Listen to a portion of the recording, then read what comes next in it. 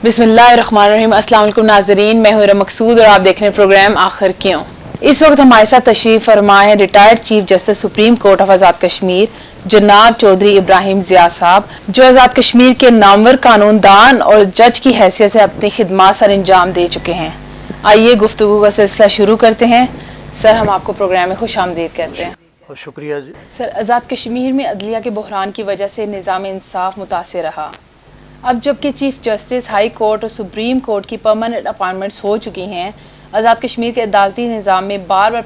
पैदा होने वाले बहरान के ख़ात्मे के लिए आपके पास क्या तजावीज़ हैं? चीफ जस्टिस साहिबान के अलावा सुप्रीम कोर्ट तो अब मुकम्मल हो चुकी है। सिर्फ हाई कोर्ट में जजेस की तैनात जो है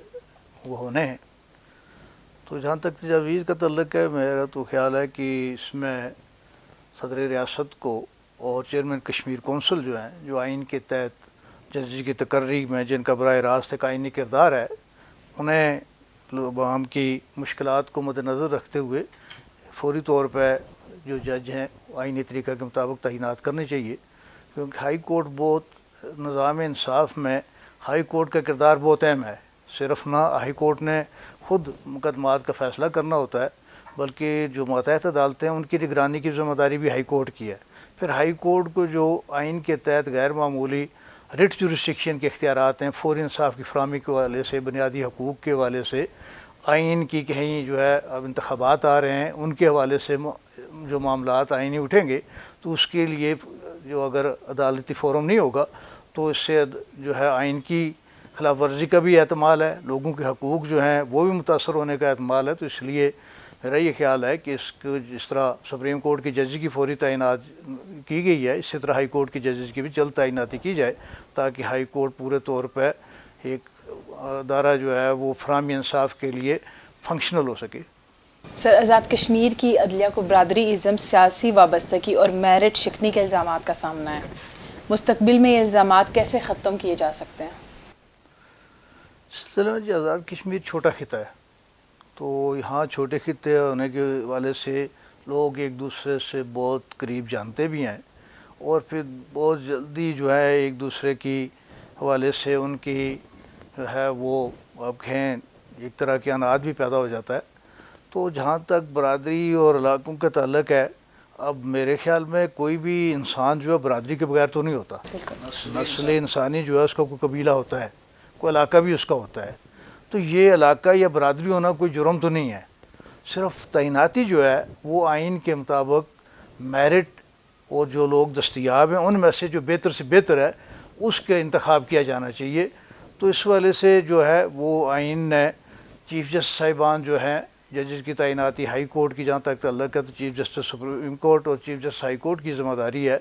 कि वो उन लोगों में से, वकलाम में से जो लोग उस एहलियत पर पूरे उतरते हैं, सेशन जजेस में से जो लोग उस आइनी एहलियत पर पूरे उतरते हैं, तो उनके जो कानूनी एहलियत है, उनकी बाकी जो शख्सी औसाफ एक जज के होने चाहिए, उनको मद्देनज़र रखते हुए वो सदर साहब को जो है वो मशवरा दें जिन लोग बेहतरीन हैं, तो वो तब जाके तो तैनाती अमल में आती है। अब यहाँ पे चूँकि बहुत से लोग जो हैं वो क्वालिफ़ाई कर रहे होते हैं, हर एक उम्मीदवार समझता है कि मुझे ही होना चाहिए, तो जब वो लोग नहीं लगते तो फिर वो उनमें से अक्सर इल्ज़ामात शुरू कर देते हैं बरादरी का, इलाके का। तो मेरे ख्याल के सारे लोग बरादरी या इलाके की बुनियाद पर तैनात होते हैं। चीफ जस्टिस साहिबान ने रिकमेंडेशन करनी होती है, उनकी कंसल्टेशन से होता है। तो चीफ जस्टिस जो हैं, जिस तरह के आज़ाद कश्मीर में नहीं पाकिस्तान में हमारा एक ही तरह का तकरीबन निज़ाम है, तो जज जो है बुनियादी तौर पर उसकी ज़िम्मेदारी का जो तयन होता है उसको अदा करने के लिए उसका जो हलफ है, उसमें पहली बात ये without fear and favour, ill will and affection,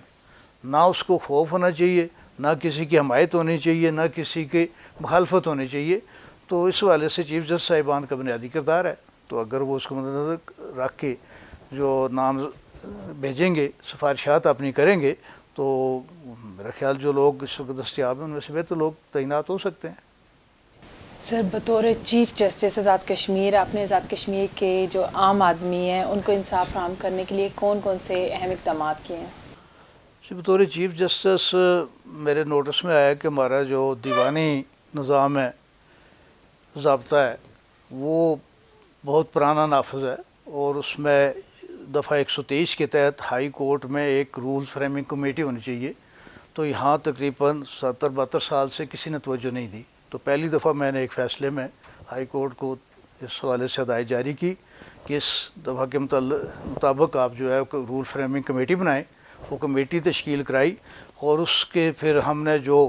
ضابطہ دیوانی میں فرسودہ قسم کے پرانے جو قواعد تھے جو فراہمی انصاف میں تاخیر کا سبب بن رہے تھے، یا جو اب تبدیلی کی شدہ حالات کے مطابق ناقابل عمل تھے، ان سب کو ہم نے جدید تقاضوں کے مطابق ترمیم کرایا. پھر آزاد کشمیر میں بڑی دفعہ ہم نے state judicial policy making act نافذ کرایا، جس کے تحت ساری عدالتوں میں جو ایک ہم نے پالیسی سارے جج صاحبان کی مشاورت سے، وکلاء کی مشاورت سے، وکلاء کے قائدین جو ان کی مشاورت سے آزاد جموں کشمیر جوڈیشل پالیسی جو ہے وہ ہم نے 2018 میں وضع کی، جس میں باقاعدہ مقدمات جو ہیں ان کا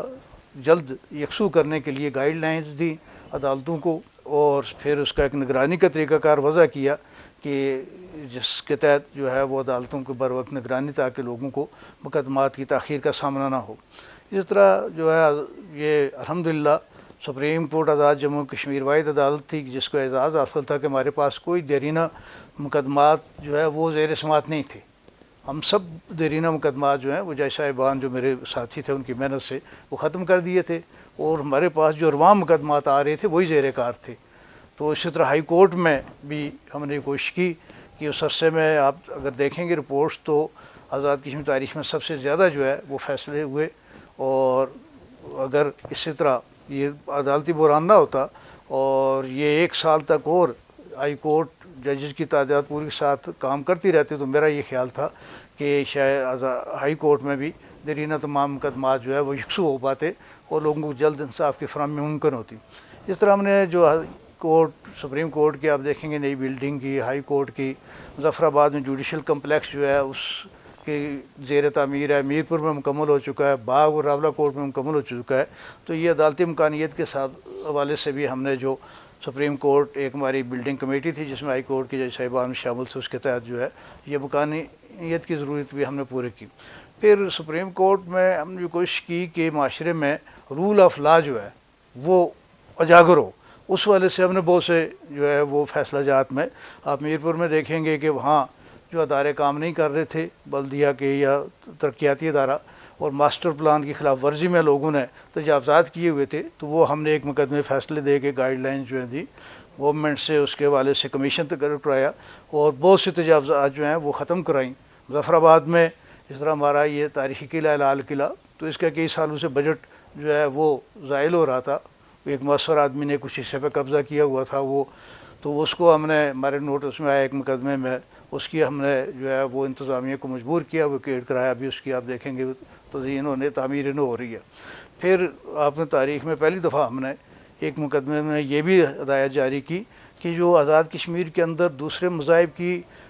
عبادت گاہیں ہیں یا ان کی مذہبی علامتیں ہیں ان کو محفوظ کیا جائے، چونکہ اسلام میں بھی اور آئین کے تحت بھی ہر ایک مذہب کی آزادی ہے اور ہمیں احترام کرنا چاہیے ایک دوسرے کا. تو اس حوالے سے ہم نے مظفر آباد میں جو یہاں گردوارہ تھا، اس طرح کوٹلی میں اور بہت سے مقامات میں ان کے تحفظ کی داریں دی، اور وہ ہمارے فیصلہ جو ہے یہ اقوام متحدہ کی 1-2 رپورٹس میں بھی ریفر کیا گیا ہے. پھر خالصہ سرکار کے والے سے جو بدرماٹ ہوتی تھی، یہ آج کل آپ دیکھیں پھر شور پڑا ہوا ہے ڈاک ملازمین کا، تو اس پہ ہم نے ایک مقدمہ تھا پبلک سروس کمیشن بنا مظہر اقبال، اس میں سپریم کورٹ نے تفصیلی پورا قانون کا جائزہ لے کے گورنمنٹ کو ہدایت جاری کی کہ ایڈہاک ملازم جو ہے وہ 1 سال سے زیادہ جو ہے وہ تعینات نہیں رہ سکتا. قانون کے مطابق آپ اس کو مستقل جو قانون میں طریقہ کار ہے سلیکشن کا، پبلک سروس کمیشن ہے، سلیکشن کمیٹی ہے، اس کے ذریعے اس کو مستقل جو ہے وہ پروسیس کریں اور قانون کے مطابق عمل درآمد کریں، اور یہ جو چور دروازہ ہے ایڈہاکزم کا اس کو ختم کیا جائے. تو اس والے سے ہم نے بہت سے جو ہے اقدامات جو ہے وہ کیے، جس سے میرے دور میں اسی طرح ایک غریب آدمی کے ایک منسٹر صاحب کی وجہ سے اس کی نوکری 1 سال تک اس کو نہیں ملی، تو ہم نے کورٹ میں اس منسٹر صاحب سے اس آدمی کو 6 ماہ کی تنخواہ ان کی جیب سے دلوائی کہ رول آف لا جو ہے وہ قانون کا احترام وہ سب پہ لازم ہے، اور جب تک قانون کا احترام اور اس پہ عمل درآمد نہیں ہوگا تو معاشرے میں پھر لوگوں کو انصاف کی فراہمی کا کنسیپٹ. اس طرح میرے پاس بطور چیف جسٹس سینکڑوں درخواستیں آ جاتی تھیں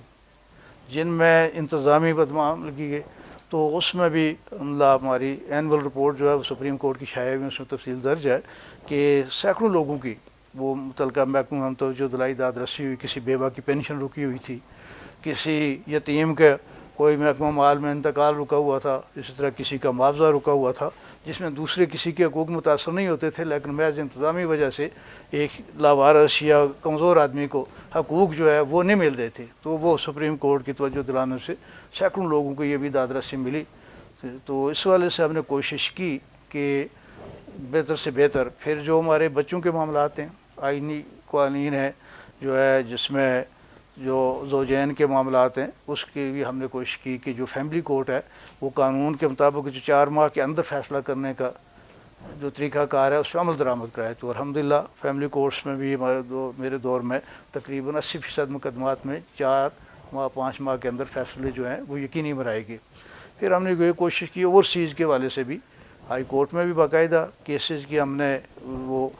جو ہے وہ باقاعدہ ایک الگ سے کلاسیفائی کیا. سپریم کورٹ میں بھی نیچے عدالتوں کو دائر کہ جو اوورسیز ہیں ان کے مقدمات کو ترجیح بنیادوں پر جو ہے وہ